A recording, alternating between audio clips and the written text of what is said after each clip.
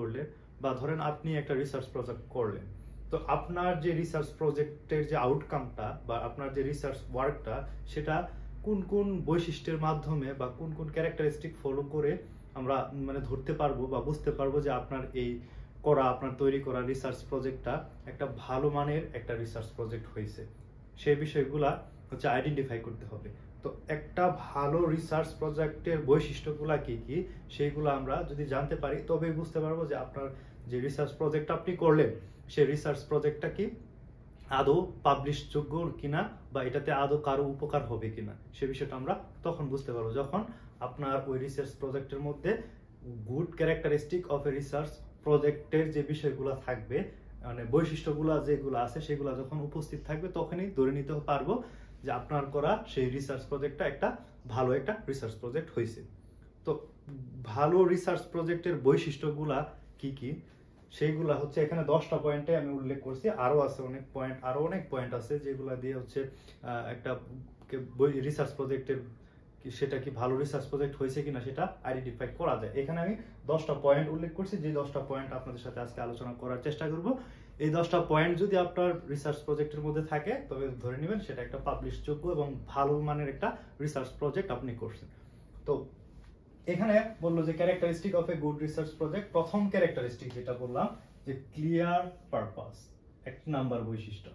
হ্যাঁ, the research project should have a well defined goal or question. You should know exactly what you are trying to find out or solve. আপনি যে research প্রজেক্টটা করবেন সেটা অবশ্যই একটা clear একটা বিষয় থাকতে হবে। আপনার যে রিসার্চ প্রজেক্টটা সেটা অবশ্যই একটা ওয়েল ডিফাইন্ড গোল থাকতে হবে, আপনি কি উদ্দেশ্যে রিসার্চ কাজটা করছেন। কারণ আমরা জানি যে research is a systematic search of knowledge, এবং হচ্ছে এই সিস্টেমেটিক সার্চ অফ নলেজ কি করে, নতুন নতুন বিষয় উদ্ভাবনে সাহায্য করে, ইনোভেশনে সাহায্য করে, এবং এক্সিস্টিং যে বিষয়গুলো আছে সেগুলোকে আরো হচ্ছে ইলাস্ট্রেট করে, মানে বিস্তারিতভাবে বর্ণনা করার চেষ্টা করে।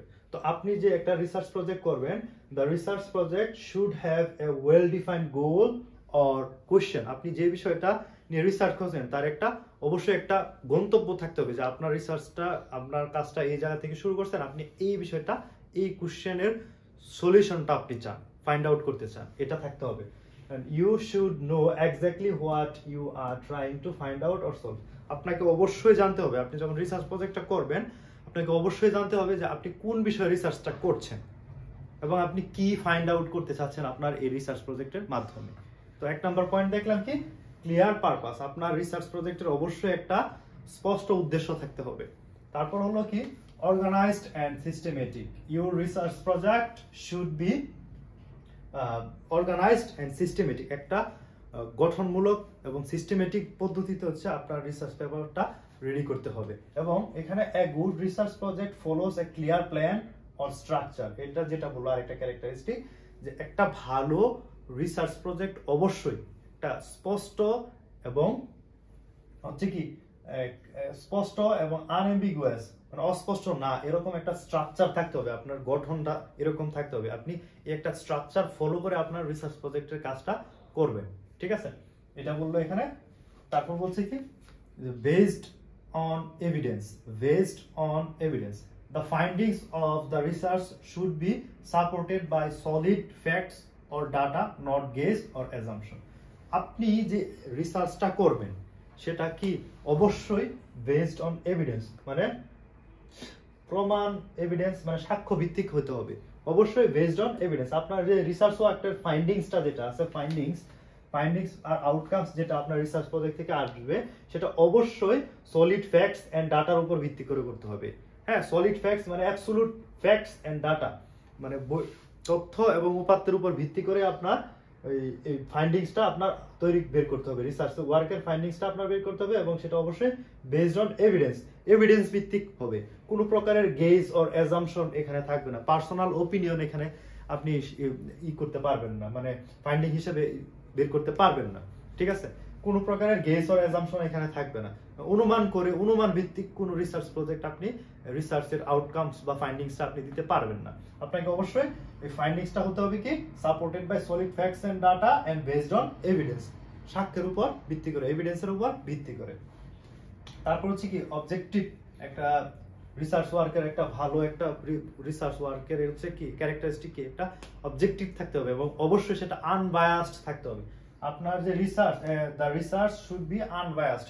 আপনার যে রিসার্চটা আছে সেটা কি আনবায়াসড হতে হবে, কোনো প্রকারের বায়াসনেস এখানে থাকবে না, কোনো প্রকারের প্রলুব্ধ হয়ে, কোনো মতাদর্শের উপর প্রলুব্ধ হয়ে, আপনার পার্সোনাল বিলিফ, আপনি কারোর প্রতি ইনফ্লুয়েন্স হয়ে তার যে দর্শন তত্ত্ব আছে, তার যে বিলিফ আছে সেটাকে লালন করে আপনি সেই ধরনের ওয়েতে আপনি রিসার্চ প্রজেক্টটা করতে পারবেন না। আপনাকে অবশ্যই বেসড অন এভিডেন্স এবং সলিড ফ্যাক্টস ডাটার উপর ভিত্তি করে আপনার রিসার্চের কাজটা করতে হবে।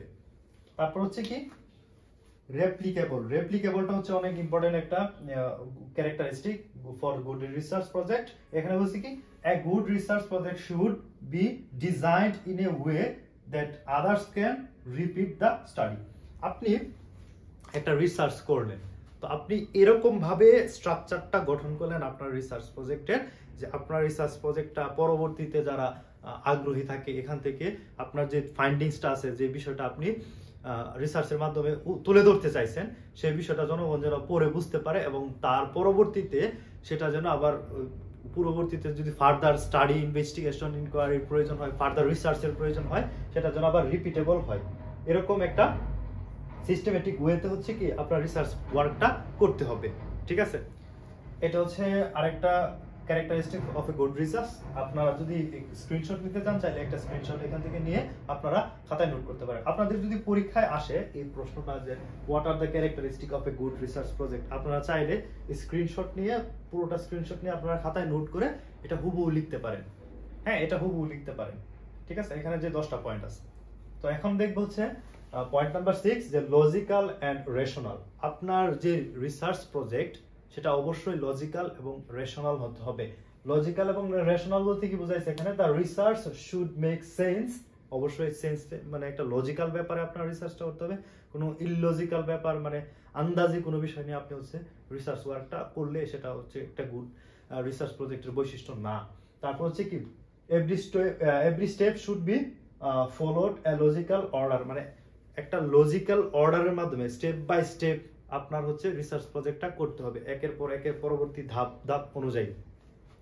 তারপর হচ্ছে কি ফোকাসড, এটা খুবই ইম্পর্টেন্ট, যে the research should be specific and focused on one main issue or question. মানে আপনার যে রিসার্চ প্রজেক্ট সেটা অবশ্যই কোন একটা স্পেসিফিক ইস্যু অথবা কোশ্চেনের উপর বেসড করে আপনি আপনার ওয়ার্কটা নিবেন। এখানে আপনার একটা রিসার্চ প্রজেক্টের মধ্যে অনেক হাবিজাবি অনেকগুলা র্যান্ডম বিষয় না, এটাকে মানে মানুষ বুঝতে পারবে না, এরকম করা যাবে না। মানে আপনার যে রিসার্চ প্রজেক্টটা সেটা অবশ্যই এরকম একটা সিস্টেমেটিক এবং ফোকাসড একটা বিষয় থাকবে, যে মেইন টপিকটা, যেটা মেইন ইস্যু বা প্রবলেমটা নিয়ে যে আপনি কাজ করছেন সেটার দিকে ফোকাস থাকতে হবে। ঠিক আছে, যেন র্যান্ডম বিষয় আইসা এটাকে হজবরল করে না দেয়।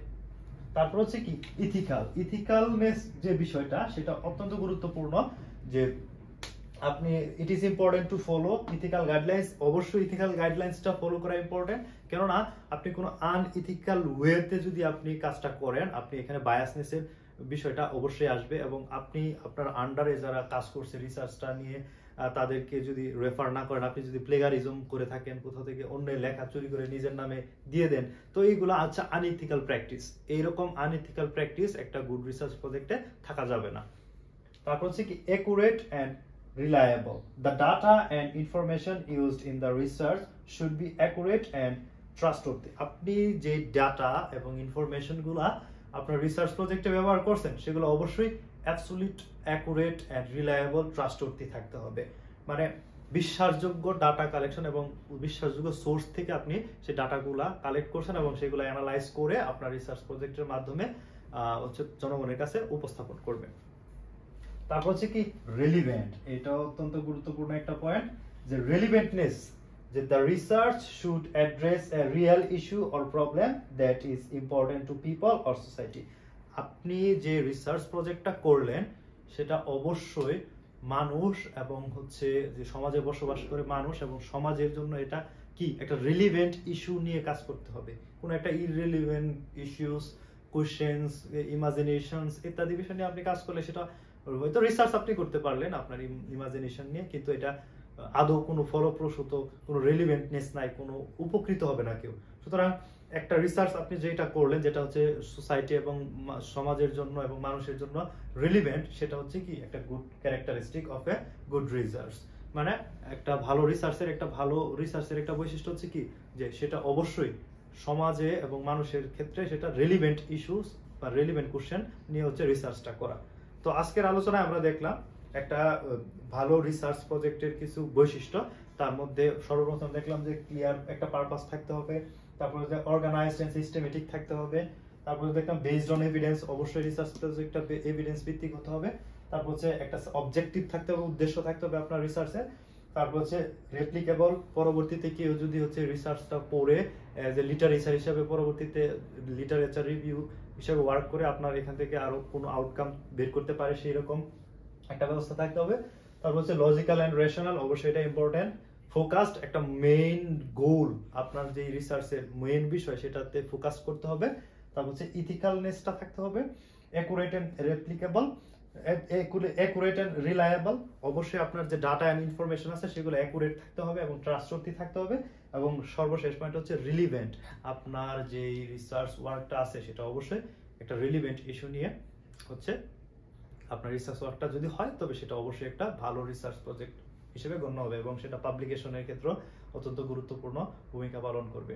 তো আজকের আলোচনা এতটুকুই। যদি কারো কোনো কোয়েশ্চেন এবং কোয়ারিজ থাকে অবশ্যই কমেন্টস বক্সে জানাবেন। যদি ভিডিওটি ভালো লেগে থাকে আপনারা আপনাদের বন্ধুদের সাথে শেয়ার করে নেবেন।